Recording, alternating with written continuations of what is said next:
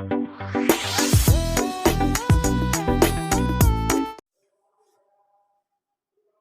सभी का स्वागत है मेरे YouTube चैनल ऐसा भी पे। आज हम पॉलिटी का नेक्स्ट चैप्टर जो है वो डिस्कशन करेंगे। हमने थोड़ा सा पार्ट इसका पढ़ा दिया था जो फंडामेंटल राइट है, जिसे हम लोगों ने स्टार्ट किया था। पॉलिटी में हम लोगों ने हिस्टोरिकल बैकग्राउंड और कॉन्स्टिट्यूएंट असेंबली ये दोनों चैप्टर को कंप्लीट किया है। और हम लोग यहाँ पढ़ रहे हैं एग्जाम, जैसे कि एग्जाम में जो क्वेश्चन आता है, ठीक है। और साथ ही हम लोगों ने ये पढ़ा था कि फंडामेंटल राइट हमारे लिए क्यों जरूरी है, आखिर ये क्यों लाया गया, क्यों जरूरी है। तो अगर आपने ये वीडियो नहीं देखा है तो मैंने ये यूट्यूब चैनल पे अपलोड है, आप उसे समझ सकते हैं। आज हम उसी को आगे बढ़ाते हुए नेक्स्ट चीज़ जो है वो हम डिस्कशन करेंगे कि फंडामेंटल राइट्स कौन कौन से हैं, वो चीज़ हम लोग अभी देखेंगे, ठीक है। चलिए तो स्टार्ट करते हैं। अगर आप चैनल पर नए हैं तो आप इसे लाइक कर सकते हैं, ठीक है। चलिए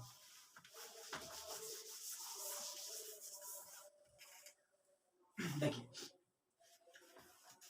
हम लोग देखेंगे एग्जाम व्यू से कि जल्दी सा एग्जाम अगर आ रहा है तो कैसे हम लोग उसको एक पॉइंट में कैसे याद करें वो देखिए, ठीक। देखिए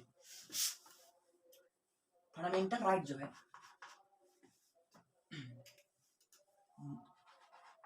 मोस्ट डिस्कशन पार्ट है। अगर कहा जाए कि संविधान जो भी आर्टिकल्स हैं, जो भी पार्ट्स हैं, उस संविधान में सबसे ज्यादा डिस्कशन होने वाला पार्ट कौन सा है, तो फंडामेंटल राइट है। मोर डिस्कशन पार्ट ही है, ठीक है। और क्या हो सकता है, कौन और अच्छा, फंडामेंटल राइट है कितने, 6 हैं।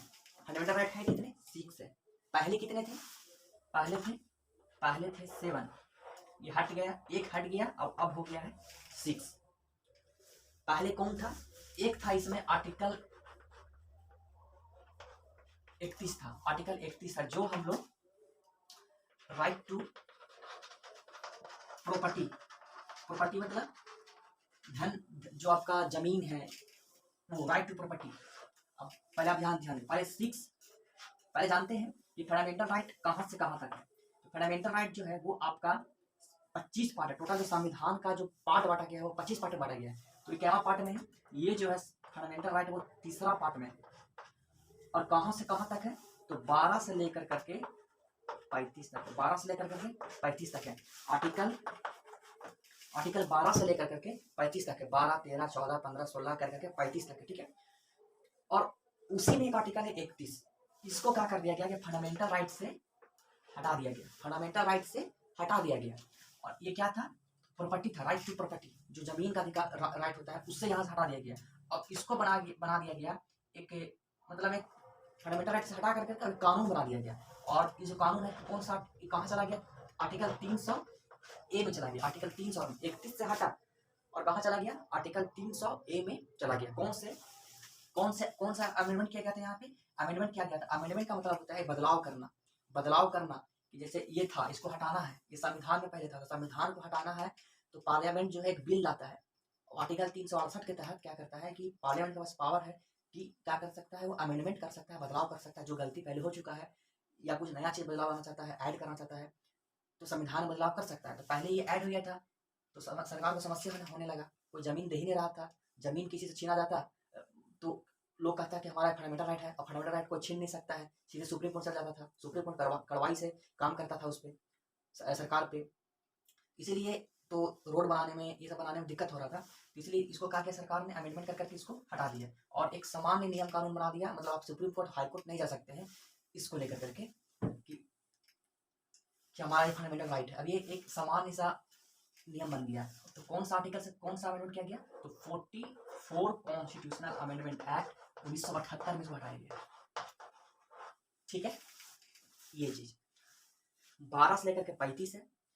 31वां था राइट टू प्रॉपर्टी, इसको हटा दिया गया, इसको बाहर निकाल दिया, फेंक दिया गया। कौन सा आर्टिकल चला गया, आर्टिकल 300A में चला गया।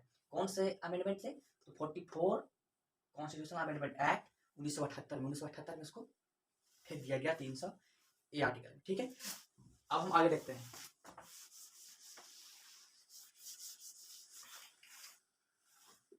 ये जो है आपका आर्टिकल 12 पहले हम लोग देखते हैं ये 6 जो पार्ट है कौन कौन है। देखिए पहला है राइट टू इक्वालिटी, समानता का अधिकार, समानता का, यह है समानता का अधिकार, ठीक है पहला। दूसरा राइट टू फ्रीडम, स्वतंत्रता का अधिकार, यह है समानता का अधिकार, यह है स्वतंत्रता का अधिकार, यह है राइट अगेंस्ट एक्सप्लॉयटेशन, अगर कोई एक्सप्लॉइट करता है उसके विरुद्ध, ये क्या है राइट है, ठीक है एक्सप्लॉइट करता है तो। फिर क्या है रिलीजियस राइट है, यहाँ पे रिलीजियस राइट है, ठीक है। फिर क्या है cultural and educational right, cultural and educational right, ठीक है। और लास्ट जो है वो है राइट टू रेमेडीज, उपचार का, यहाँ उपचार है, मतलब अगर आपको ये सब कुछ छीनता है तो इसी को लेकर करके ये हमारा उपचार करेगा। अगर कोई भी हम लोगों से ये छीनता है तो हम लोग इसके माध्यम से, ये कह दिया गया है संविधान में कि आपके पास पावर है, आप सीधे सुप्रीम कोर्ट, हाई कोर्ट जा सकता है अगर कोई भी छीनता है तो इसको लेकर करके, ठीक है। पीछे था समानता का अधिकार, स्वतंत्रता का अधिकार, कोई एक्सप्लॉइट करता है उसके विरुद्ध में अधिकार, रिलीजियस धार्मिक अधिकार, सांस्कृतिक और शिक्षक अधिकार, और राइट टू रेमेडी उपचार का अधिकार। ये कहाँ से कहाँ तक है राइट टू इक्वलिटी, ये 14 से लेकर करके 18 तक, आर्टिकल 14 से 18 तक, ये 19 से 22 तक, ये 23 24, ये वाला 25 से लेकर के 28 तक, और ये वाला 29 30 31 बता दिया, 31 को हटा दिया गया, और जो 32 है ये वाला है आर्टिकल 32 है, ठीक है ये चीज। अच्छा अब यहाँ बच गया 2 गो ऊपर, हम बताए थे कि 12 से लेकर के 35 तक है। अब देखिए ये 12 आर्टिकल जो 12 है इसमें परिभाषा है स्टेट्स का। स्टेट्स का मतलब क्या कि जैसे देखिए स्टेट्स का मतलब कौन लोग जो है जिस पर ये फंडामेंटल राइट, अगर कोई कहाँ कहाँ ये फंडामेंटल राइट जो है वो कहाँ कहाँ इसका यूज होगा, कौन इसका, अगर ये सब हमसे कोई छीनता है तो हम किसके खिलाफ पे सुप्रीम कोर्ट जाएंगे, किसके खिलाफ में जा सकते हैं, तो वो इसमें बताया गया है। इसमें चाहे जैसे आप प्राइवेट कंपनी में काम कर रहे हैं और वहां पे आपसे भेदभाव हो रहा है ना, या आपको वहां पे एक्सप्लॉइट किया जा रहा है, आपको बेकारी काम करवाया जा रहा है, तुरंत आप जा सकते सुप्रीम कोर्ट। अगर आपको सरकारी कर्मचारी हैं, आपका कोई एक्सप्लॉइट कर रहा है, सीधे जा सकते हैं, ये जा सकते हैं आप सुप्रीम कोर्ट की, हाँ हमारे साथ भेदभाव हो रहा है, या हमको बेकारी में काम कराया जा रहा है, या हमारे धर्म के खिलाफ वहाँ पे कुछ ऐसा बोला जाता है, तो कौन कौन कर सकता है। तो यहाँ पे प्राइवेट भी हो सकता, प्राइवेट कंपनी, प्राइवेट, फिर से आपका पंचायत, ग्राम सभा, कोई भी स्टेट है ना, कहीं भी आपका इसमें आर्टिकल 12 में आ जाएगा, ठीक है। आर्टिकल 13 क्या कहता है कि जैसे देखिए पार्लियामेंट के पास ये पावर, जो हमारा संसद है, लोकसभा राज्यसभा, इसके पास पावर है कि संविधान में किसी भी चीज को चेंजिंग कर सकता है, ठीक है। तो मान कैसे करेगा, एक बिल लाएगा, पहले उठाएगा मुद्दा कि हाँ ये चीज खराबी है ना, इसके लिए बिल लाओ, बिल लाने के बाद उसको लोकसभा में रखा जाएगा, वहां पर पास कराया जाएगा, फिर राज्यसभा में रखा जाएगा, वहां पास कराया जाएगा, फिर प्रेसिडेंट का हस्ताक्षर होगा, तब जाकर करके एक नया कानून जुड़ेगा, है ना, या पहले से है वो उसको हटाने के लिए किया गया तो हट जाएगा। तो आर्टिकल 13 पर बोला गया है कि अगर सरकार या पार्लियामेंट जो है अगर कुछ ऐसा नियम कानून लाता है जो फंडामेंटल राइट को हट करता है, मतलब फंडामेंटल राइट जो दिया गया है उसका विरोध में है ना, तो वह नियम कानून जो है तुरंत खत्म हो जाएगा। मतलब जो सरकार या पार्लियामेंट जो भी नियम कानून लाया है और उस नियम कानून से किसी को बहुत ज्यादा हानि है, मतलब फंडामेंटल राइट उसका बहुत ज्यादा हनन हो रहा है, तो आर्टिकल 13 के तहत ये जो कानून है वो नल, मतलब वो क्या कर दिया जाएगा, उसको खत्म कर दिया जाएगा। आ रहा समझ में, तो ये आर्टिकल 13 था, ठीक है। तो 12 13 हो गया, 14 से लेकर के यहाँ तक हो गया, 32 तक बता दिए। आर्टिकल 33 है, 32 के बाद आर्टिकल 33 क्या कहता है, जैसे देखिए आर्टिकल 33 और आर्टिकल 34 क्या कहता है। जैसे अब फंडामेंटल राइट क्यों जरूरी है, हम प्रीवियस वीडियो में बता चुके हैं, लेकिन किसी के लिए फंडामेंटल राइट जो है वो लिमिट कर दिया गया है। जैसे मान लीजिए कि अब आर्मी है, इंडियन आर्मी है, नेवी है, एयरफोर्स है, तो वहाँ पे बातों को गुप्त रखा जाता है। अब वहाँ पे कोई सेनाधिकारी है और उसके पास एटॉमिक बम का नॉलेज प्राप्त है। अब वो क्या कर रहा है, पाकिस्तान को शेयर कर रहा है कि हाँ हाँ, या फिर या इंडियन आर्मी है वो कुछ प्लान बना रहा है, बना रहा है, या एयरफोर्स प्लान बना रहा है कि हम ऐसे अटैक करने वाले हैं, और एक व्यक्ति, उसी में से एक व्यक्ति को पता है और बोल रहा है कि हाँ हमको बोलने का अधिकार है, आर्टिकल 19 के तहत हम कुछ भी बोल सकते हैं, जाकर पाकिस्तान को कह देता है, तो ये गलत बात है ना। तो इसीलिए क्या होता है कि कहीं कहीं जो है वो लिमिट कर दिया गया कि नहीं, आपके लिए कुछ कुछ जगह पर फंडामेंटल राइट जो है वो लिमिटेड है। तो किन किन किन किन लोगों के लिए लिमिटेड है, तो देखिए ये जो है आर्टिकल वही 33 के लिए पुलिस हो गया, है ना, आर्मी हो गया,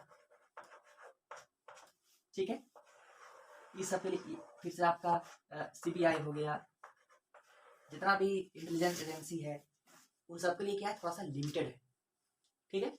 और आर्टिकल 34 क्या है, आर्टिकल 34 क्या है, देखिए आर्टिकल 34 में है कि आप देखते होंगे कहीं कहीं पे कोई जगह पे बहुत ज़्यादा राइट हो जा रहा है, बहुत ज़्यादा कम्युनल राइट हो गया, मतलब हिंदू मुस्लिम अलग अलग जाति अलग अलग धर्म के लोग लड़ गए, या फिर आंतरिक विद्रोह हो गया, है ना, पुलिस के खिलाफ लोग खड़े हो गए, तो वहाँ पे क्या होता है कि जैसे जम्मू कश्मीर में अक्सर होता है पथराव कर देते हैं, तो वहाँ पे क्या होता है, सेना को भेजा जाता है, उस क्षेत्र में भेजा जाता है सेना को, उस क्षेत्र में भेजा जाता है सेना को भेजा जाता है, मतलब अब वहाँ पर जो नियंत्रण है वो कौन करेगा, सेना करेगा। तो जब सेना करता है नियंत्रण किसी क्षेत्र को अपने हैंडल में ले लेता है, तो सेना उसको अपने तरीके से चलाता है, ना फिर वहाँ पर कोई सरकार, मतलब वहाँ पर कोई जो भी राज सरकार है उसका वहाँ पर कुछ नहीं चलेगा, फल सेना चलेगा। उसको कहते हैं मार्शल लॉ, क्या कहते हैं उसको, कि वहाँ पे मार्शल लॉ लगा दिया गया है आर्टिकल 34 के साथ। और जब मार्शल लॉ लगता है ना, तो वहाँ पे सारा फंडामेंटल राइट खत्म हो जाता है, सारा फंडामेंटल राइट खत्म हो जाता है, सारा फंडामेंटल राइट खत्म हो जाता है। तो वहाँ पर अब ये नहीं कर सकते कि हमको वहाँ पर घूमने जा कर सकते, नहीं, मारेगा सीधे सेना पुलिस, वहाँ पे सीधे मारेगा। तो ये मार्शल लॉ ये चीज़ है, ठीक है। मार्शल लॉ का जो कॉन्सेप्ट है कहाँ से लिया गया, यूके से लिया गया। कहाँ से लिया गया, यूके में, मैंने ब्रिटेन में ये कॉन्सेप्ट था, वही चीज़ यहाँ से लिया गया। लेकिन हमारे संविधान में ये कहीं भी लिखा परिभाषित नहीं है कि मार्शल लॉ कहेंगे किसको, क्या सिर्फ सेना कंट्रोल में आ जाएगा वही मार्शल लॉ है, वो कहीं संविधान में लिखा हुआ नहीं है। लेकिन अक्सर ये क्या होता है, मार्शल लॉ में क्या होता है कि सेना पूरा कंट्रोल कर लेता है उस जगह को। और ये कहाँ से लिया गया, यूके से लिया गया। तो आर्टिकल 34 था, तो यहाँ फंडामेंटल राइट क्या लिमिटेड हो गया, आपको यहाँ नहीं मिलेगा। तो आर्टिकल 34, 12, 13, 33, 34 हो गया। अब हम इस पर चर्चा करते हैं, ठीक है।